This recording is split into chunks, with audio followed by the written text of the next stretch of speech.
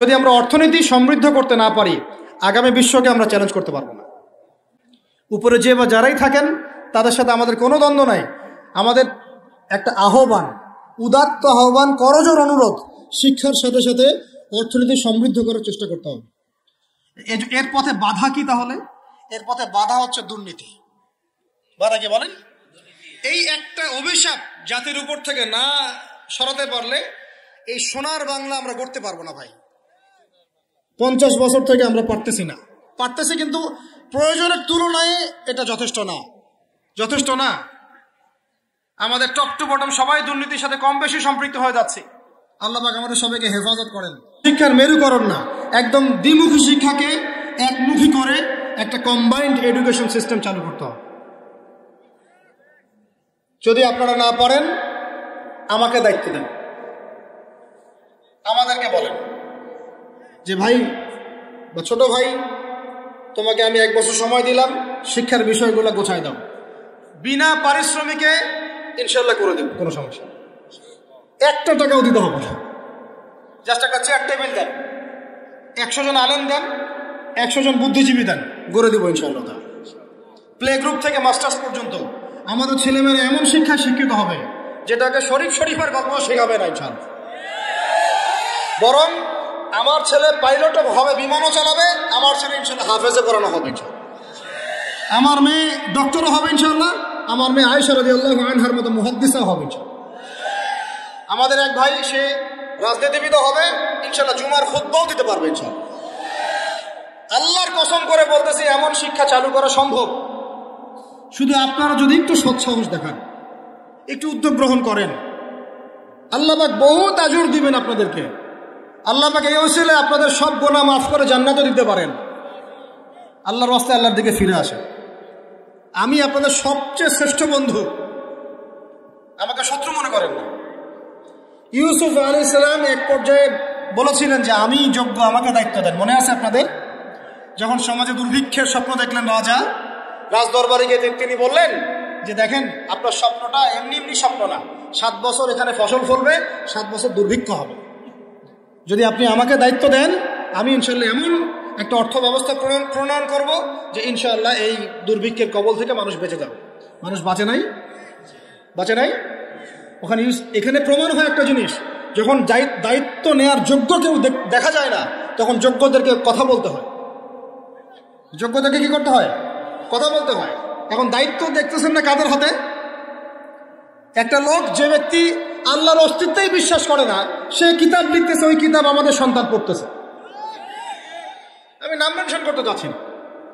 কিছু মানুষ যারা আল্লাহর অস্তিত্বেই বিশ্বাস করে না, তারা মনে করে মহাবিশ্ব সৃষ্টি হয়েছে বিগ ব্যাং থেকে, আল্লাহ সৃষ্টি করে নাই। ও ডিপার্টমেন্ট অফ হেড হয়ে বসে আছে। আজকে ট্রান্সজেন্ডার ইস্যু আসছে জন্য আপনারা নড়েচড়ে বসতেছেন না। শিক্ষার যে দশা চলতেছে, আমরা ভয় করি যে আজকে থেকে 10 বছর যদি এমনভাবে চলতে থাকে, আল্লাহ মাফ করুক, আমার আশঙ্কা একটা প্রজন্ম গড়ে উঠবে, জীবনে বাপকে তো সালাম দিবেই না, সালাম কেমন করে শুদ্ধ করে দিতে হয় সেটাও শিখবে না কখন। ওই দিন যদি আপনারা দেখতে না চান, এখনই ব্যবস্থা গ্রহণ করেন। আমাদের কাছে ব্যবস্থা গ্রহণ করার কোনো ক্ষমতা নাই, ক্ষমতা আপনাদের হাতে আছে। আপনারা যদি এই ক্ষমতাকে আল্লাহর দিকে, আল্লাহর সন্তুষ্টির জন্য ব্যবহার করেন, আল্লাহ আপনাদেরকে আরো বড় করবে ইনশাআল্লাহ। যদি আল্লাহর জন্য এটা আপনার আল্লাহর জন্য ব্যবহার না করেন, এগুলোকে প্রশ্রয় দিতে থাকেন, বিশ্বাস করেন ভাই, ফেরাউন টিকতে পারে নাই, নমরুদ টিকতে পারে নাই, আদ জাতি টিকতে পারে নাই, সামুদ টিকতে পারে নাই, নূহের কওম টিকতে পারে নাই, কওমে লূত টিকতে পারে নাই, কওমে মাদিয়ান টিকতে পারে নাই, আসহাবুল আইকা টিকতে পারে নাই, মুসার কওম বনু ইসরাইল টিকতে পারে নাই। আমরা কোন ক্ষেত কি মূলা? আমরা কোত্থেকে আসলাম? আমরা এগুলো চালাই যাবো, আল্লাহ পাক আমাদেরকে একদম জান্নাতুল ফেরদৌস দিবেন এমনটা মনে করছে? হাদিস কত চমৎকার, কত সুন্দর হাদিস। লাউ ইয়াহদিয়াল্লাহু বিকা রাজুলান ওয়াহিদান খায়রুল লাকা মিন হুমুরিন নাআম। তোমার দ্বারা যদি একটা মানুষ আল্লাহর দিকে ফিরে আসে, আল্লাহওয়ালা হয়ে যায়, লাল উট কুরবানি করার চেয়ে বেশি নেকির কাজ। তোমার একটা দাওয়াতে যদি মানুষ আল্লাহর দিনের দিকে ফিরে আসে, ওই আমলকারী সব নেকি তুমি পাবা। যদি একজন সৎ নেতা দাঁড়ায় যায় বলে যে আমরা প্রাইমারি লেভেলেই ক্লাস 1 থেকে 5 পর্যন্ত যে সময়টুকু, এই সময়টুকুর মধ্যে আমাদের বাচ্চাদেরকে কোরআন তেলাওয়াত করা বাধ্যতামূলক করে দিলাম, সিলেবাসভুক্ত করে দিলাম, ওই নেতার উপর আল্লাহ রহম করবে ইনশাআল্লাহ। সে আছে, সে সাহসী নেতা। আমি আপনাদেরকে বলি যারা রাজনীতি করেন, কারণ আমার সাথে আপনাদের কোনো শত্রুতা নাই, আর আমি আপনার শত্রুও না, বরং বন্ধু। আপনারা যারা রাজনীতি করেন, এমন একটা নেতা খালি বের করে দেন, এমন একটা নেতা হয়ে যান খালি ওমরের মতো। আল্লাহ পাক তৌফিক দান করেন আপনাদেরকে, যে আপনারা যদি কোরআন শিক্ষাটাকে বাধ্যতামূলক করে দেন, নবীর হাদিস শিক্ষাগুলোকে বাধ্যতামূলক করে দেন, সিরাত নবীর জীবনী চর্চাগুলোকে বাধ্যতামূলক করেন উচ্চ মাধ্যমিক লেভেলে, দেখবেন এই ছেলেপেলেগুলো আর ওই ইয়াবাখোর হবে না ইনশাআল্লাহ। এরা ওই টিকটক, ফেসবুক আর ইয়াবি, পাবজি, ফ্রি ফায়ার নিয়ে পড়ে থাকবে না। এরা কিশোর গ্যাংয়ে যোগ দিবে না, এরা জেনা করবে না ইনশাআল্লাহ। এগুলো আপনি ঠেকাতে পারবেন না তো, জেনা ঠেকাতে পারবেন না এখন আপনি। এরা ফ্রি মিক্সিং এ চলে গেছে, সবার ফোনে ফোনে পর্ন দেখতেছে। ওরা বাচ্চাদেরকে ধরে ধরে রেপ করতেছে। এখন ছেলে মেয়ের আদমশুমারি যদি করতে পারেন, একটা কুমারিত্ব শুমারি করে দেখেন, 18 বছরের কম কত মেয়ের সতীত্ব নাই, 21 বছরের কম কত ছেলে সতীত্ব নাই, আপনি টেস্ট করে দেখতে পারবেন। এই হলো সমাজের অবস্থা। এখন চলতেছে সমকামিতা। আল্লাহর লুতের গজব নেমে আসবে, লুত আলাইহিস সালামের কওমের গজব নেমে আসতে পারে। আল্লাহ হেফাজত করেন আমাদেরকে। সমকামিতা বৈধ করে গিলিয়ে খাওয়ার জন্য ট্রান্সজেন্ডার চালু করতেছে এরা। ছেলে বাইর থেকে ছেলে, মনে মনে মেয়ে, মনটা চায় ছেলের সাথে যৌন সম্পর্ক করতে, নাউযুবিল্লাহ, অথচ বাইর থেকে একটা ছেলে। সমস্যাটা মানসিক না? 3 দিন টানা সকাল বিকাল কারেন্ট শর্ট দেন মাঠের মধ্যে, সব সমস্যা ঠিক হয়ে যাবে ইনশাআল্লাহ। 3 দিন, বাস 3 দিন থেরাপি দেন, ঠিক হয়ে যাবে। এগুলো প্রমোট করতেছে মিডিয়াতে বিভিন্ন নাটক দেখাচ্ছে, এগুলো দিয়ে ফেসবুকে এরকম ক্লিপ দেখানো হচ্ছে, মানুষ লিখতেছে, অধিকার চাচ্ছে। কোন যুগে আসলাম রে ভাই? আমরা কোন যুগে আসলাম? আল্লাহ রাব্বুল আলামিন আমাদের সবাইকে হেদায়েত দান করেন, অন্যায়ের প্রতিবাদ করার তৌফিক দান করেন। আমি আমাদের ঊর্ধ্বতন কর্তৃপক্ষকে বিনয়ের সাথে অনুরোধ করব, এইগুলোর পিছনে যারা এজেন্ডা বাস্তবায়ন করতেছে সবগুলোকে ধরে ভিতরে ঢুকাই দেন একেবারে। 7 দিন রিমান্ডে রাখেন, ঠিক হয়ে যাবে ইনশাআল্লাহ। আপনারা খালি দাড়ি টুপি পাগড়ি জুব্বা দেখলেই সন্ত্রাসী মনে করেন? এরা তো স্পষ্ট সংস্কৃতির সন্ত্রাস, স্পষ্ট শিক্ষা সন্ত্রাস। আমাদের ছেলেপেলেদেরকে ছেলে জেনা করানোর দিকে নিয়ে যাচ্ছে এরা। কালকে যদি আপনার ছেলে একটা ছেলেকে বিয়ে করে, আপনি খুশি হবেন? আস্তাগফিরুল্লাহ, নাউযুবিল্লাহ। আল্লাহ পাক আমাদেরকে হেফাজত করেন, আল্লাহ পাক আমাদেরকে মাফ করেন। আপনার মেয়ে যদি কালকে একটা মেয়েকে বিয়ে করে নিয়ে আসে, আপনি সমাজে মুখ দেখাবেন কিভাবে? এগুলো এখন যদি না থামাই, তাহলে কখন থামাবেন? ওই যে বললাম, সুদ যখন চালু হয়েছিল আমরা সবাই কিন্তু প্রতিবাদ করি নাই। এখন সবাই সুদখোর হয়ে যাচ্ছে দিন দিন। আমরা যে অনেকে তাহাজ্জুদ পড়ি, পরে কান্নাকাটি করি, আল্লাহ দোয়া কবুল করো, এইটা করো সেইটা করো। দেখেন দোয়ার বেশিরভাগই কবুল হয় না। কেন হবে? অর্থনৈতিক জীবনে তো সুদ খাচ্ছি, আমি ঘুষ খাচ্ছি, দুর্নীতি করতেছি, হারাম খাচ্ছি, পণ্যে ভেজাল দিচ্ছি। আল্লাহ পাক আমাদের সবার রিজিককে হালাল করার তৌফিক দান করেন। আর লম্বা করি না ভাই, অনেক রাত হয়ে যাচ্ছে। যে একটা বলেছিলাম যে আমাদের ডানে বামে সব বেষ্টিত, আপনি কিন্তু কোথাও যেতে পারবেন না, এখানেই বাঁচতে হবে, এখানেই মরতে হবে। অতএব আমি 5টা কথা বলছি, 5টা ডিপার্টমেন্টে এই জাতিটাকে শক্তিশালী করতে হবে। আল্লাহ পাক তৌফিক দান করেন। 1 নাম্বার শিক্ষা। 1 নাম্বার কি ভাই? এমন কোন শিক্ষা? শুধু একমুখী না, দ্বিমুখী শিক্ষার সমন্বয়। কোনটা? কোরআন সুন্নাহ থাকবে, আবার জেনারেল শিক্ষাও থাকবে। আমিন। 2 নাম্বার অর্থনীতি। 2 নাম্বার কি? আমাদের অর্থনীতি এত শক্তিশালী করতে হবে যে আমাদেরকে যেন পশ্চিমাদের কাছে কখনো হাত করতে না হয়। আমাদের কৃষি দিয়ে আমরা চলবো, ইনশাআল্লাহ। আমাদের যাকাত ভিত্তিক অর্থনীতি দিয়ে আমরা চলবো ইনশাআল্লাহ। আমাদের সত্যি এটা সোনার বাংলা, এটা সত্যি সোনার বাংলা। আমাদের জমিতে এমন কোন ফসল নাই ফলে না, তাই না ভাই? কৃষকের কাছে যে ফসলটা ফলে রুট লেভেল থেকে, ওইটা বাজারে আসতে আসতে 10 গুণ দাম বৃদ্ধি হয়ে যায়, সিন্ডিকেট হয় মাঝখানে। এগুলো বন্ধ করলে আমাদের উৎপাদন খেয়ে আমরা শেষ করতে পারবো না। আমাদের যে পরিমাণ ইলিশ মাছ হয় এটা আমরা খেয়ে শেষ করতে পারবো না। আমাদের সমুদ্রে যে পরিমাণ সম্পদ আছে না, এটা উঠাইলে আমাদের জাতির মাথাপিছু আরো বেড়ে যাবে। মাটির তলে গ্যাস আছে, আর যেখানে গ্যাস আছে তার মানে কি জানেন? তার মানে তার নিচে তেল আছে। আজকার কালো তেল পাওয়া যাবে, আর তেল পাওয়া গেলেই দেখবেন আমেরিকা এসে আঁকড়ে কাটছে। ওদের কাজই এটা। তখন বলবে যে, তখন যেই সরকারে থাকুক বলবে সরকার ভালো না, ওখানে গণতন্ত্র কায়েম করতে হবে, আমাদেরকে যাইতে হবে। উদ্দেশ্য কিন্তু সরকার না, উদ্দেশ্য কি? তেল। এটাই তেল চোর, সারা বিশ্বের তেল চোরেরা। আর এই তেল নিয়ে নিয়ে নিয়ে নিয়ে কি করেছে জানেন না আপনারা? এগুলো বলতে গেলে অনেক কথা। নিজের দেশের নিচে বাংকার তৈরি করছে। এই বাংকারে কত গ্যালন গ্যালন তেল যে রিজার্ভ করা আছে আপনি জানেন না। বলি নাহলে মানে আপনারা বুঝবেন না। এটা একটা কাগজ, এটা কি? এটা ছাপাইতে কি লাগছে? একটা কাগজ লাগছে, একটা কালি লাগছে, আর একটা ছাপাখানা লাগছে, দ্যাটস অল। ঠিক আছে? আচ্ছা, মনে করেন এটা কাগজ না, এটাকে নাম্বার দিয়েছি 100, একটা 1 চোখ 8 করছি, একটা লোকের ছবি দিয়েছি, এটা হয়ে গেছে এখন ডলার। কি হয়ে গেছে ভাই? ডলার। এই ডলার নিয়ে গিয়ে আমি আরবের শায়েখদেরকে বলেছি যে তেল যদি বিক্রি করতে হয় তাহলে ডলারেই করতে হবে, তেল বিক্রি করতে হলে এই ডলারেই করতে হবে। তো আরবের শায়েখরা বলেছে ঠিক আছে, রাজি, কুল্লু খালাস ইয়া হাবিবি। ওরা বলেছে ঠিক আছে, আমরা শুধু তোমাদের কাছেই তেল কিনবো, আর কারো কাছে তেল কিনবো না। শুধু তোমাদের গলফ কান্ট্রির কাছেই তেল কিনবো, আর কারো কাছে তেল কিনবো না। আর তোমরা শুধু ডলারে তেল কিনবা, অন্য কোনো কারেন্সিতে তেল কিনতে পারবা না। টাকা দিলে তেল দিবে না, রুপি দিলে তেল দিবে না, লিরা দিলে তেল দিবে না। যতক্ষণ আপনি এই ডলারটাকে মানে ওই আপনার টাকাটাকে ডলারে কনভার্ট না করছেন ততক্ষণ পর্যন্ত তেল দিবে না। এই যে চুক্তিটা হলো, এই চুক্তিটা হয়েছে বাদশাহ ফয়সালের ইন্তেকালের পরে, সরি বাদশাহ ফয়সালের যুগে। বাদশাহ ফয়সাল, কিং ফয়সাল রাহিমাহুল্লাহ, তার সময় আরব ইসরায়েল যুদ্ধের সময় তিনি তেল বয়কট করেছিলেন। তো এই চুক্তিটার নাম হচ্ছে পেট্রো ডলার মনিটরি সিস্টেম। কি বললাম বলেন? Petro dollar monetary system. এখন বলেন, ওলামায়ে কেরাম তো অনেকে আছেন এখানে, বলেন তো এই চুক্তিটা জায়েজ না জায়েজ?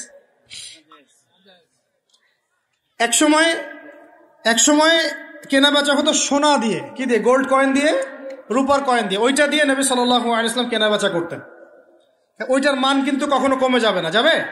কখনো কমবে না। আসহাবুল কাহফ 309 বছর পর ঘুম থেকে উঠছে, ওই 309 বছর আগে পকেটে যে মুদ্রা ছিল ওইটা বের করে দিয়ে বলতেছে বাজারে গিয়ে খাবার নিয়ে আসো। বুঝেন নাই? আর আপনি আপনার এই যে 1000 টাকাকে পকেটে রাখে 309 বছর ঘুমান, ঘুম থেকে উঠে এটা বের করে দিয়ে বলেন খাবার নিয়ে আসো।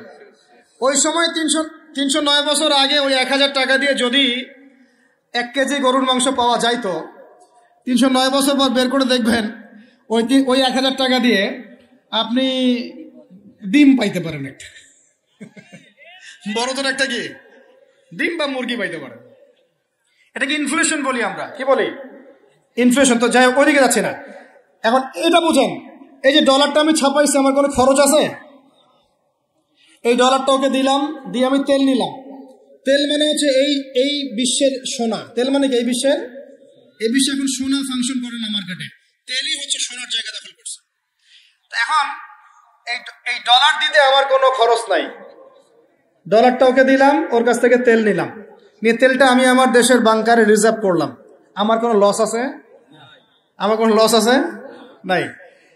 এখন এই ডলারটা যেহেতু রুলিং কারেন্সি, এটাকে ইকোনমিক্সের ভাষায় বলে হার্ড কারেন্সি, মানে শক্ত টাকা। কি বলে এটাকে? শক্ত টাকা। আর আমাদেরগুলো সফট, নরম। মানে হার্ড কারেন্সির মাধ্যমে বা এর আদলে সফট কারেন্সির মান নির্ধারিত হয়। বুঝতে পারতেছে কি? তো এখন যেহেতু ডলার হার্ড কারেন্সি, তো এখন ডলার না পাইলে আমাদের রেমিটেন্স বাড়বে না। এখন আরবরা ডলার নিয়ে জমানো শুরু করলো, আর মাশাআল্লাহ উঁচু উঁচু বিল্ডিং নির্মাণ করা শুরু করলো, আর ওই যে অরিজিনাল যেটা সম্পত্তি তেল ওটা দেওয়া শুরু করলো আর কি। এই হলো আয়ের উৎস। এই চুক্তির কারণে এই পশ্চিমারা এই তেলগুলো রিজার্ভ করে ফেলেছে, পেট্রো ডলার মনিটরিং সিস্টেম।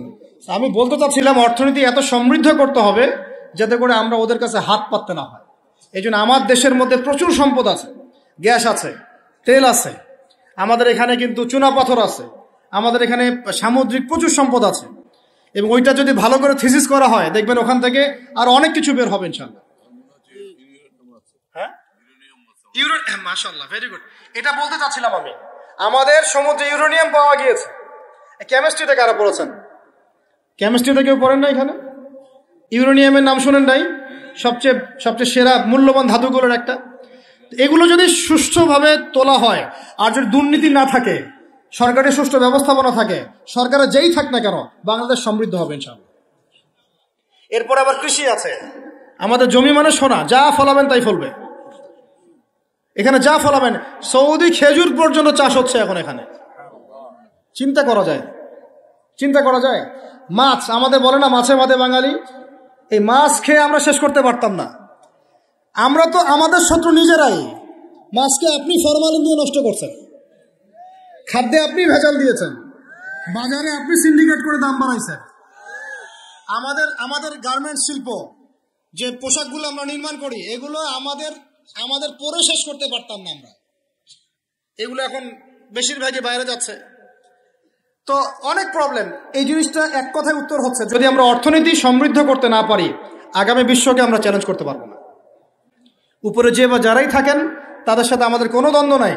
আমাদের একটা আহ্বান, উদাত্ত আহ্বান, করজোর অনুরোধ, শিক্ষার সাথে সাথে অর্থনীতি সমৃদ্ধ করার চেষ্টা করতে হবে।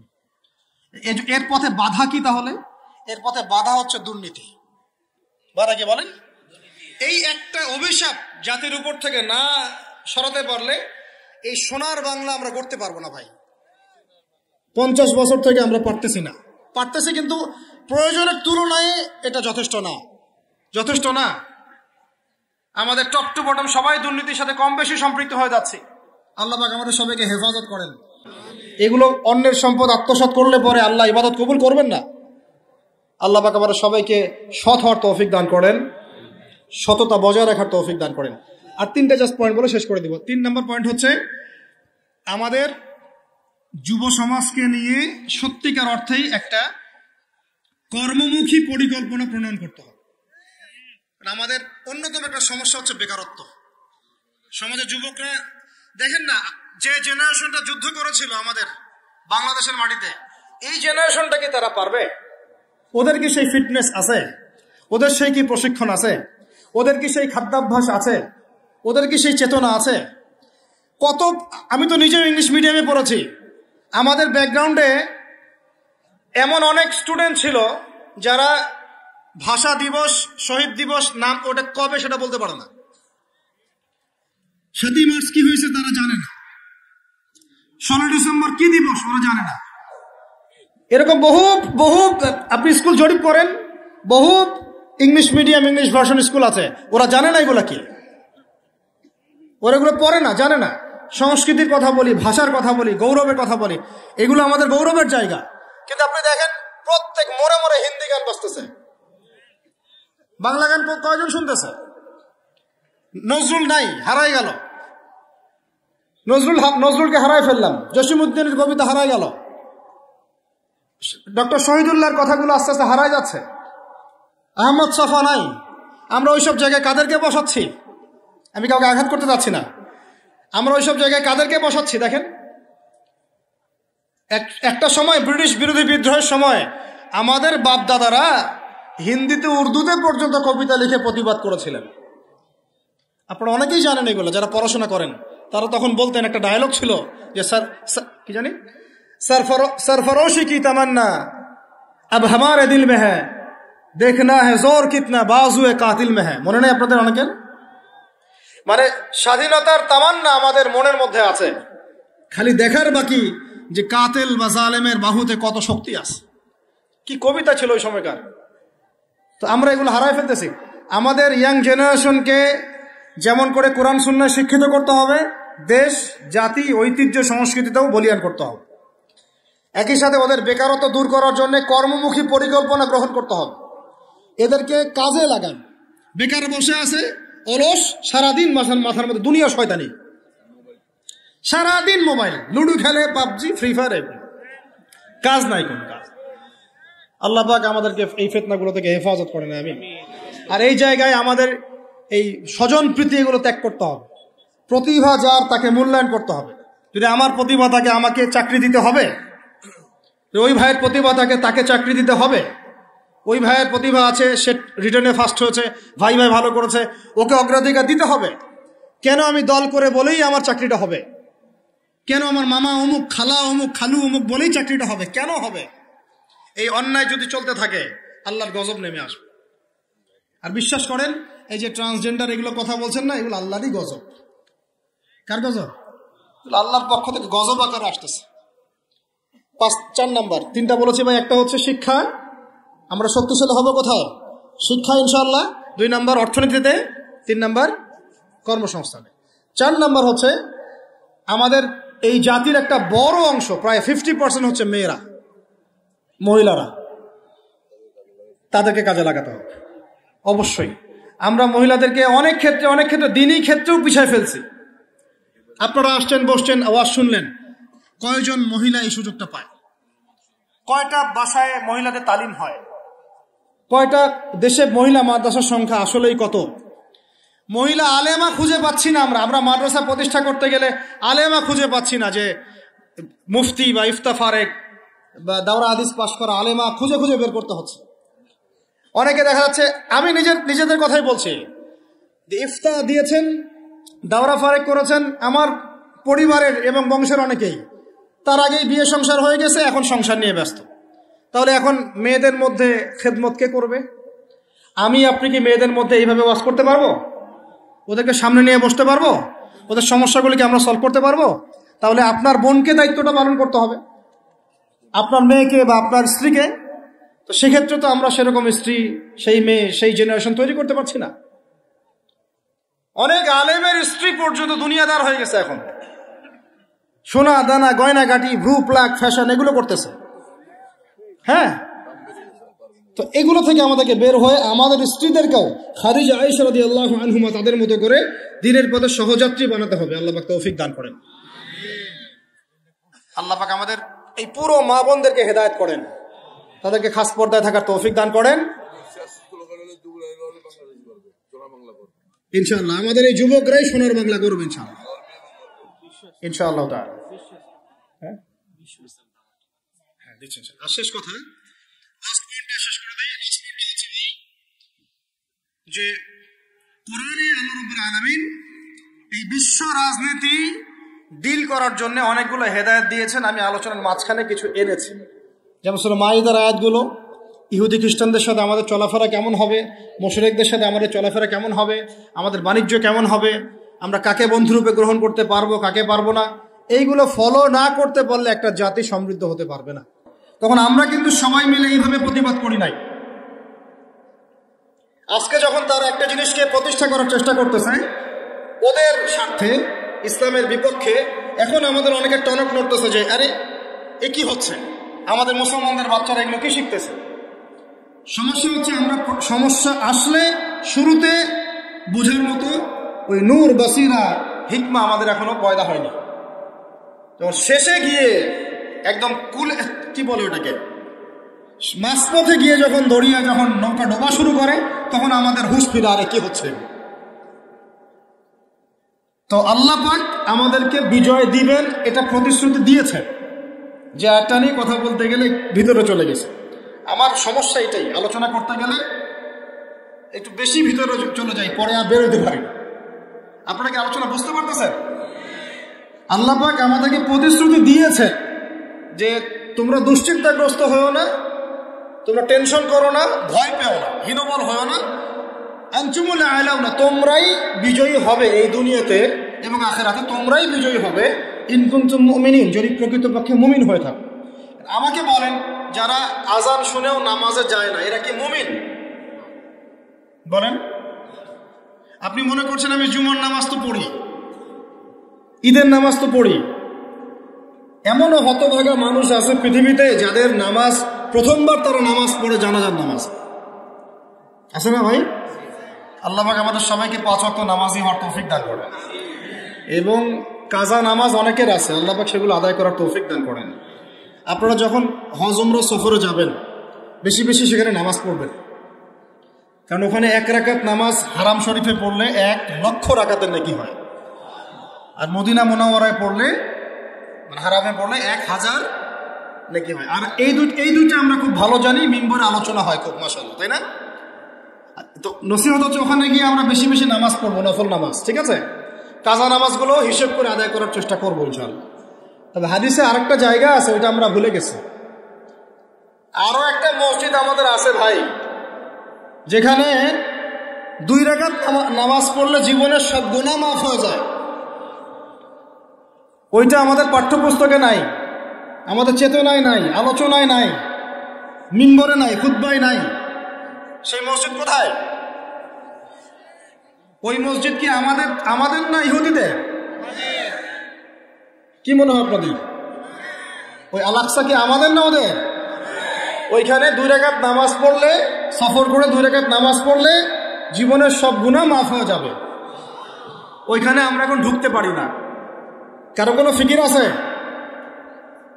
ইয়াংদেরকে বলতেছি ভাই, লেকচারগুলো আমাদের বেশিরভাগই ইয়াংদের জন্য।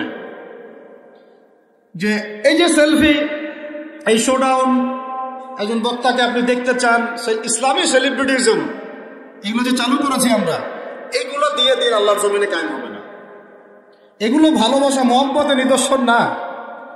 সত্যি সত্যি যদি আমাদেরকে আপনারা মহব্বত করে থাকেন, এমনভাবে নিজেকে গড়েন যাতে বাইতুল মুকাদ্দাস জয় করতে পারেন। ওই দিন বুঝবো যে আপনারা আমাদেরকে মহব্বত করেন, আমাদের কথা শুনেন, মানেন, বুঝেন। এমন একটা জামা আমাদেরকে করতে হবে যার একজন নেতা থাকবে, একটা নেতা, একদম সামি'না ওয়া আতা'না, শুনলাম মানলাম, এমন নেতা। এত ইখতিলাফ, এত বিভক্তি চলবে না। মানে বিভক্তি, ইখতিলাফ থাকতে পারে মাসলা মাসাইলের ব্যাপারে, ফিকহি ব্যাপারে, কিন্তু এই এত দলীয় বিভক্তি থাকা যাবে না। এক টেবিলে আলেমদেরকে বসতেই হবে।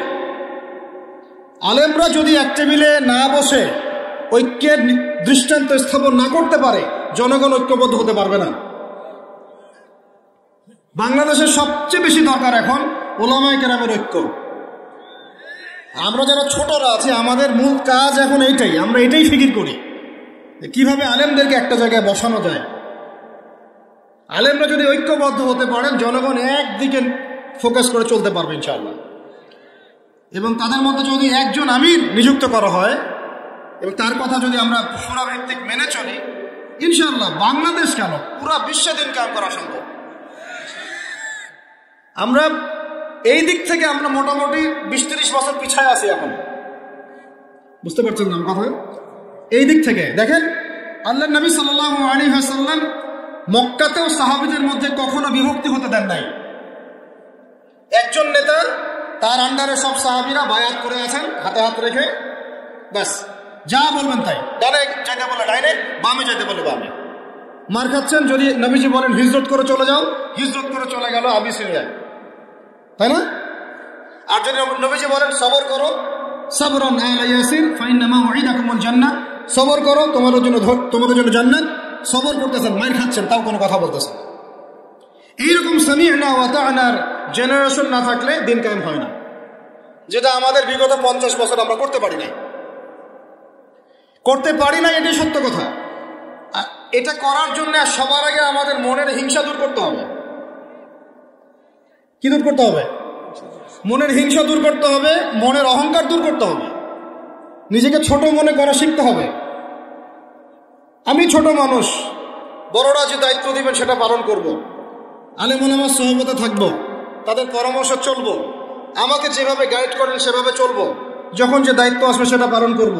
চিন্তা এরকম না থাকলে আপনি চলতে পারবেন না, বিদ্রোহী হয়ে যাবেন। তখন বেয়াদবি, প্রথমে একটা কথা বলছি, বেয়াদবি। আমরা অনেকেই বড় বড় বরেণ্য আলেমদের সাথে বেয়াদবি করছি, তাদের মানিজ্য হানি করছি। অনলাইনে লাইভে চলে আসলাম, একটা কথা বলে দিলাম, একটা পোস্ট দিয়ে দিলাম, ভাবছি আমি ইসলামের বড় উপকার করে ফেললাম। আদতে আমি বিশৃঙ্খল একটা অবস্থা ছিল, আরো বিশৃঙ্খলতা বাড়ালাম। আমি কাছাকাছি তো আনতেই পারলাম না।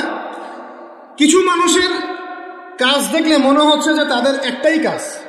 কি একটাই কাজ? অনলাইনে একটা একটা করে আলেম, একটা একটা করে বক্তা, একটা একটা করে দায়ীর নাম ধরে ধরে সমালোচনা করা। এটা করে আপনি দিনের কি উপকারটা করতেছেন? এই কাজগুলো করে আপনি দিনের কোন জায়গায় খেদমতটা করতেছেন বলেন? এতে করে মানুষের দিন সম্পর্কে, সেই আলেম সম্পর্কে, সেই বক্তা সম্পর্কে, সেই ওস্তাদ সম্পর্কে, সেই ইসলামী দল সম্পর্কে কি ভালো ধারণা সৃষ্টি হচ্ছে না খারাপ? আমরা যদি প্রশ্ন করি যে আপনি নিজের চেহারাটা একটু আয়নায় দেখেন না, আপনার ভিতরে কি কোনো দোষ নাই? আপনি কি এই উম্মার নেতৃত্ব দেওয়ার যোগ্যতা অর্জন করেছেন? কতগুলো কিতাব পড়েছেন? কি ডিগ্রি অর্জন করেছেন? কতটুকু সার্টিফিকেট অর্জন করেছেন? কতটুকু তাজকিয়া অর্জন করেছেন? কতটুকু আপনি নূর অর্জন করতে পারলেন? কতটুকু বাসিরা আছে আপনার? কয়টা মসজিদ করেছেন? কয়টা মাদ্রাসা করেছেন? কয়টা ইসলামিক সংগঠন করলেন? কয়টা কিতাব লিখলেন? কয়টা লেকচার দিলেন? আপনি নিজে কি করলেন দিনের জন্য? এই চিন্তাটা করা দরকার নাই যে আমি নিজে কি করলাম দিনের জন্য? ও কি করলো, ওর কি খেদমত, ওর কি দোষ, ওর কি ত্রুটি, এইগুলোর চর্চা আমরা ব্যস্ত হয়ে আছি এখন। এই একটা কারণে আমাদের ওলামায়ে কেরামদের মধ্যে ঐক্য হচ্ছে না, দুর্ভাগ্যজনকভাবে। কারণ আমরা একটা শ্রেণী আলেমদের ইজ্জত ধোয়ার পিছনে লেগে গেছে। একজন আলেম না এটা ভুল করছে ভাই, আলেম মানুষ তো, কেন বেয়াদবি করতে হবে আপনাকে? কেন আপনাকে একটা সেশন করতে হবে? কেন একটা এটা করতে হবে, সেটা করতে হবে? চুপ করে থাকেন আপনি, পারলে তার সাথে আপনি পার্সোনালি দেখা করেন।